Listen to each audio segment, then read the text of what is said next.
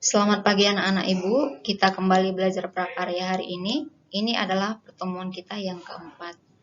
Nah, bagaimana dengan tugas praktiknya minggu lalu?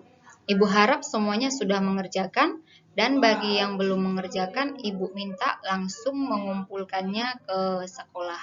Oke, kita akan masuk materi kita yang kedua untuk minggu ini. Siapkan catatan kamu, dan kita akan belajar mengenai aspek rekayasa. Bab 2 ini kita akan belajar mengenai teknologi informasi dan komunikasi atau TIK. Pasti kamu sudah tidak heran lagi mendengar apa itu kata teknologi, apa itu informasi, dan apa itu komunikasi. Nah, teknologi itu sendiri adalah keseluruhan sarana untuk menyediakan barang-barang yang diperlukan bagi kelangsungan dan kenyamanan hidup manusia. Jadi artinya teknologi itu berperan penting dalam kehidupan manusia. Nah, untuk informasi itu sendiri adalah pesan atau kumpulan pesan yang biasanya disampaikan kepada orang lain.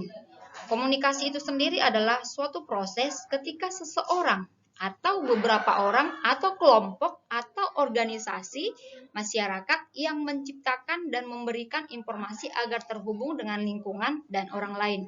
Jadi untuk teknologi, informasi, dan komunikasi ini merupakan tiga hal yang saling berkaitan satu sama lain.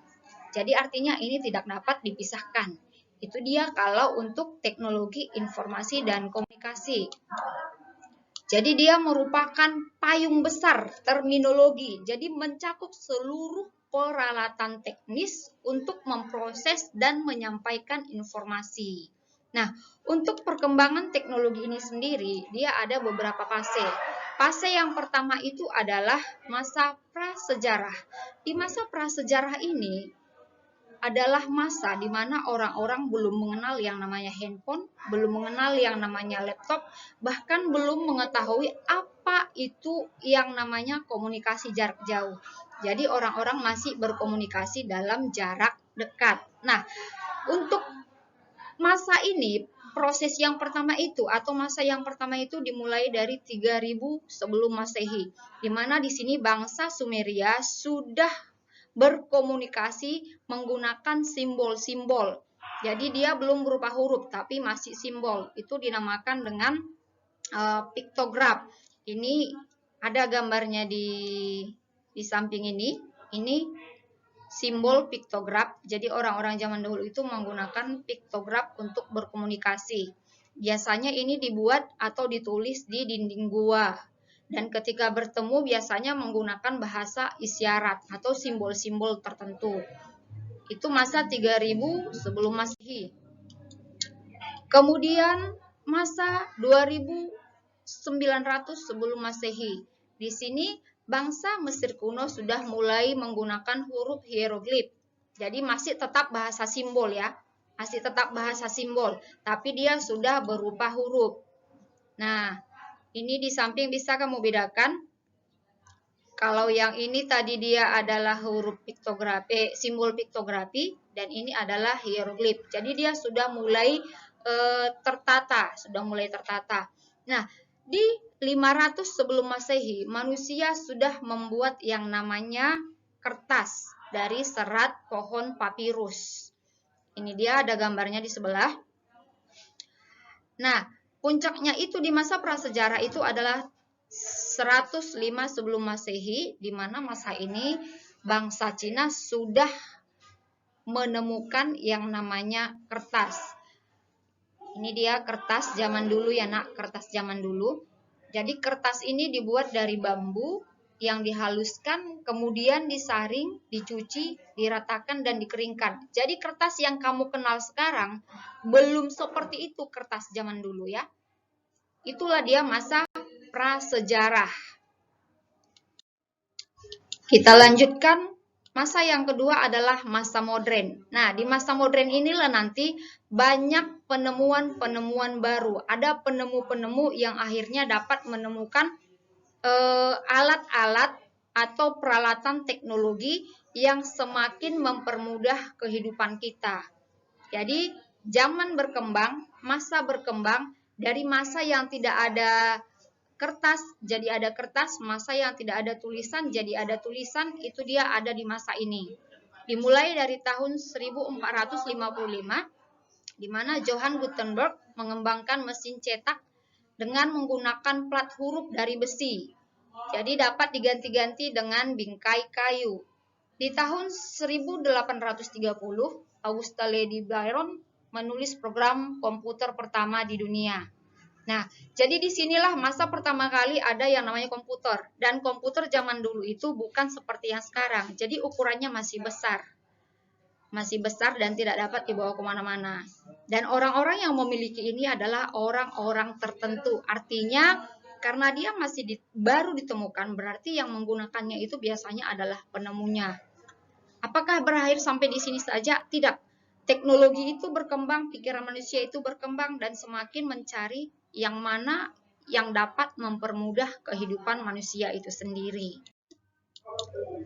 Yang selanjutnya itu adalah tahun 1837, di mana Bapak Samuel Morse mengembangkan telegraf dan adanya bahasa kode Morse. Ini dia. Jadi sudah ada dia huruf A itu, misalnya kalau untuk kode Morse-nya itu A itu ada titik, ada garis. B itu ada garis, ada 3 titik sampai ke Z dan sampai pada angka 1 sampai 10. Bisa kamu lihat di sini. Kemudian tahun 1877, Bapak Alexander Graham Bell menemukan telepon untuk pertama kalinya. Dan telepon zaman dulu itu dia berat, tidak seperti sekarang ya. Dia masih menggunakan sistem manual. Ini dia. Berkembang seterusnya tahun 1889 menerapkan prinsip kartu perforasi. Dan ini biasanya dipakai untuk menghitung, masih kartu ya nak. Sampai pada akhirnya tahun 1931 ditemukan yang namanya kalkulator. Nah, kalkulator zaman dulu itu tidak seperti kalkulator sekarang, kecil, bisa dibawa-bawa, bisa dikantongi. Nah, ini bisa kamu lihat sendiri gambarnya. Kalau kalkulator zaman dulu itu dia bentuknya besar, jadi mirip dengan mesin ketik ya. Ada yang tahu mesin ketik? Nah, ini adalah gambar kalkulator zaman dulu. Terus berkembang, itulah namanya teknologi.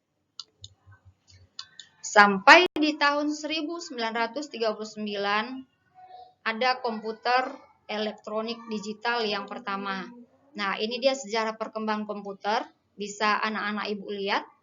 Mulai dari komputer yang bentuknya besar sampai pada komputer yang bentuknya kecil, yang sekarang itu ada laptop, kemudian ada notebook, ada tablet, dan di sini masih ada pertanyaan, berarti itu artinya masih akan ada hal-hal baru. Dan mungkin bisa saja nanti kamu adalah orang-orang yang menciptakan hal-hal baru tersebut dalam teknologi. Nah, di 1973 sampai 1990, disinilah masa ditemukannya internet atau interconnected networking. Jadi orang-orang di sini mulai ramai menggunakan yang namanya internet. Nah, keunggulan dari internet ini sendiri adalah bisa menyampaikan pesan dalam jarak jauh. Apakah di sini handphonenya sudah ada, Bu? Ya, di sini sudah mulai ada handphone. Jadi orang dari satu daerah ke daerah lain sudah mulai bisa berkomunikasi lewat yang namanya handphone atau telepon genggam. Jadi berbeda dengan telepon yang pertama diciptakan tadi. Kalau yang pertama diciptakan tadi kayak misalnya dulu, kalau orang-orang mau berbicara itu biasanya menggunakan telepon rumah. Nah, di masa ini orang-orang sudah mengenal yang namanya handphone yang sudah bisa dibawa kemana-mana. Nah, ini adalah masa tahun 1991 sampai sekarang. Artinya sampai pada masa kamu, sampai pada masa kita sekarang. Di mana sistem TIK berkembang dengan pesat. Semua orang sangat memerlukan yang namanya peralatan TIK. Mulai dari kepentingan pribadi sampai pada kepentingan kerja. Bahkan yang kita lakukan sekarang ini adalah hasil dari perkembangan teknologi. Kamu ada di rumah, ibu ada di sekolah, kita bisa belajar bersama. Jadi itulah pentingnya teknologi itu dalam kehidupan manusia. Jadi artinya teknologi itu tetap berkembang, tidak hanya stuck di situ aja. Itulah perbedaan masa prasejarah dengan masa modern. Jadi kamu nak, kamu terlahir di masa modern, di mana kamu tidak mengenal yang namanya serat papirus, kamu tidak mengenal lagi yang namanya tulisan di gua-gua, dan kamu sekarang sudah menikmati dari perkembangan teknologi itu sendiri, dan bisa saja suatu hari nanti kamu adalah orang-orang yang akan menciptakan penemuan-penemuan baru di bidang teknologi. Itu harapan Ibu.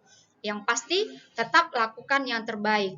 Nah, sampai di sini sudah mengerti ya, Nak? Yang pasti ada dua fase, masa prasejarah dan masa modern. Dan kita ada di masa modern. Baik, demikian pembelajaran kita hari ini. Ibu harap kamu sudah mengerti. Dan Ibu kasih kamu 5 tugas. Ini kamu kerjakan. Dari tugas ini tidak ada yang susah. Karena Ibu hanya memberikan tugas yang sudah kamu pelajari. Dikerjakan seperti biasa, dikumpulkan minggu depan. Dan Ibu harap untuk tugas praktek yang pertama kemarin, sambil mengumpulkan tugas ini nanti kamu juga mengumpulkan tugas praktek kamu yang belum selesai. Sampai di sini pelajaran kita hari ini. Terima kasih. Kerjakan tugasmu, tetap semangat belajar dan tetap jaga kesehatan. Selamat pagi.